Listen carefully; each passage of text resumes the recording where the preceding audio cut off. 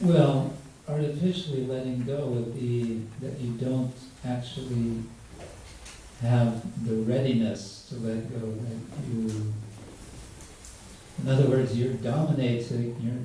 Your mentality is dominated by a feeling I should let go, and therefore you convince yourself I am letting go, but you may not actually be letting go.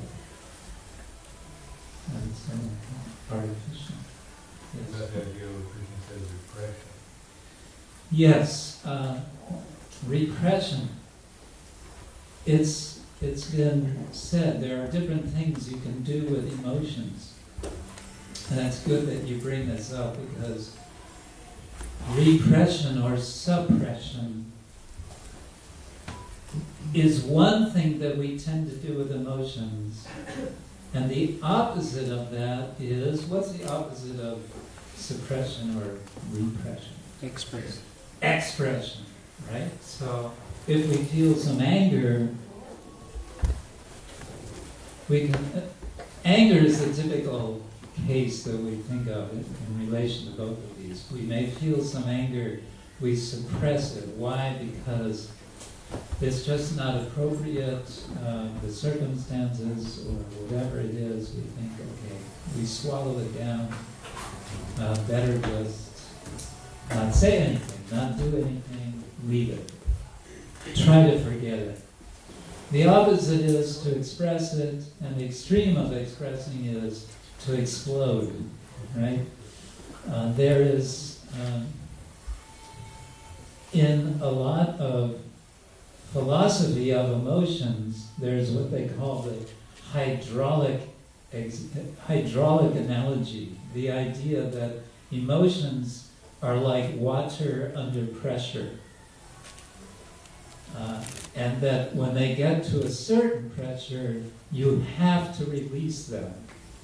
And especially anger is considered in this case. They're pressing it down, suppressing, and then, woo, exploding. Right? The alternative to both of these is what we're calling releasing.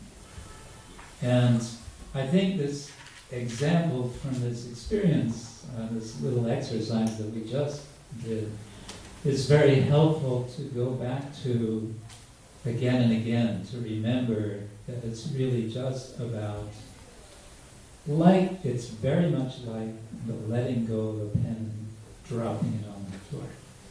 It's that simple. And it's that harmless. It's that harmless to others. This is one reason that I like this practice, is that it's not unlike, actually when I was a teenager, my parents decided that I was a troubled lad. And they sent me for group therapy. In those days, way back in the late 60s, there were different sort of popular forms of psychotherapy, and one of them was group therapy. And in this group therapy in which I was sent, the sort of ideal thing to do was to work yourself up into a frenzy of, especially they liked anger. You were supposed to get angry at others. And if you weren't getting angry, then something was wrong with you. How come you're not angry with me? And I was totally confused by the whole process. I really, it just didn't make sense to me. And I don't think it helped. I don't think it helped very much either. And the suppression is also, we know, I think we all may have some experience of this more or less consciously, that when we hold things in, then they may sooner or later come out in forms which are unpleasant. One of the ways they may come out is in physical illness. So suppression, as we hear Krishna says, what can suppression accomplish? What can repression accomplish? What's this answer? Sabri Shamshika Saraswatya Prabhupada Gyanavati Prabhupada Bhutani Nigraha Kim Karishya.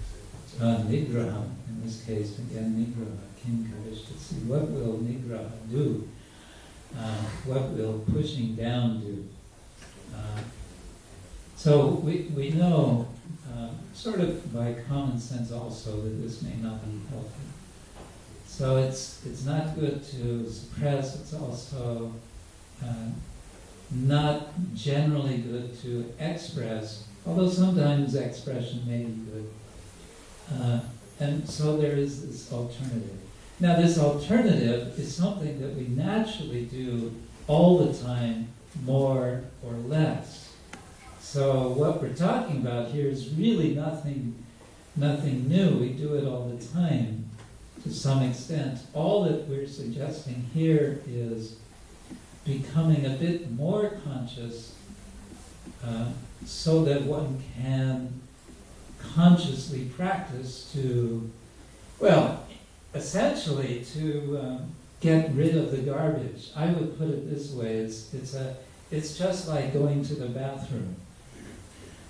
We do it every day, and if we didn't do it, we'd be in big trouble.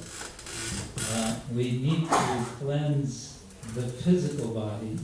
We understand we need to cleanse the mental body, or the subtle body as well. And what we're suggesting is that this is a practice which can help in the cleansing of the subtle body. And this is simply a matter of, yes, letting. Yes. It seems that the key to it is noticing or being conscious. But the nature of, like, the lower feeling that you're talking about, apathy, grief, fear, is that you're actually unconscious of that. That's why it's there. You don't know how to deal with it. It's ignorance is